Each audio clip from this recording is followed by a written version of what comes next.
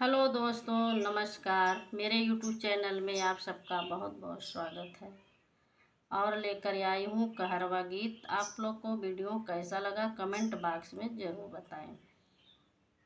और वीडियो को ज़्यादा ज़्यादा लाइक शेयर करिए। जो लोग नए हैं प्लीज़ सब्सक्राइब करना मत भूलें। सासू का बोलिया लगई रिची समिरची हे ननद कई बोलिया ना, हे ननद कई बोलिया ना।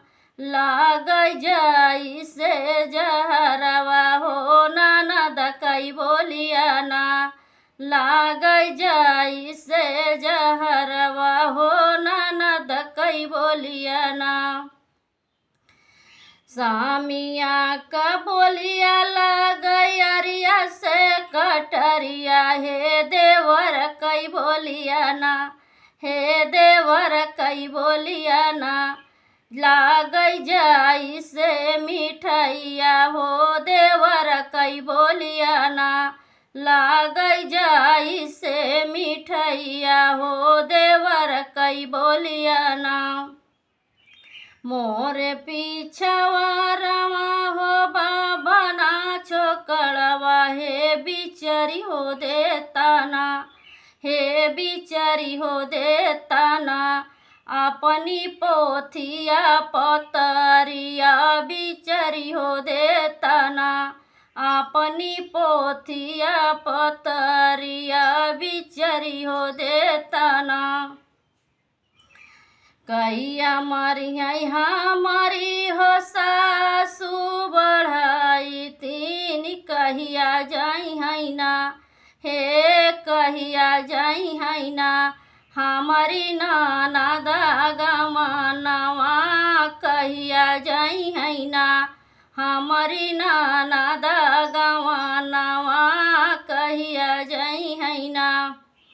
कहिया जाई है हमारा पियवा परदेसवा का बहोई है ना, हे का बहोई है ना। हमारे देवरु से मिलनवा का बहोई है ना, हमारे देवरु से मिलनवा का बहोई है ना। पाँचाए में मरी है तो हरी सासू बढ़ाई तीन तीसर में जाई है ना, हे तीसर में जाई है ना। तोहरे ननदी कई गवानवा तीसर में जाई है ना, तोहरे ननदी कई गवानवा तीसर में जाई है ना।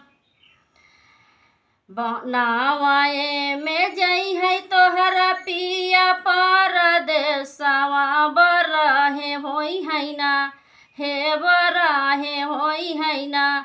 तोहरे देवरु से मिलनवा बराहे होई है ना, तोहरे देवरु से मिलनवा बराहे होई है ना। आगिया लगाओ पंडित पोथिया पतरिया बाजार हो पारैना, हे बाजार हो पारैना। हमारे देवरु कई मिलनवा बाजार हो पारैना, हमारे देवरु कई मिलनवा बाजार हो पारैना।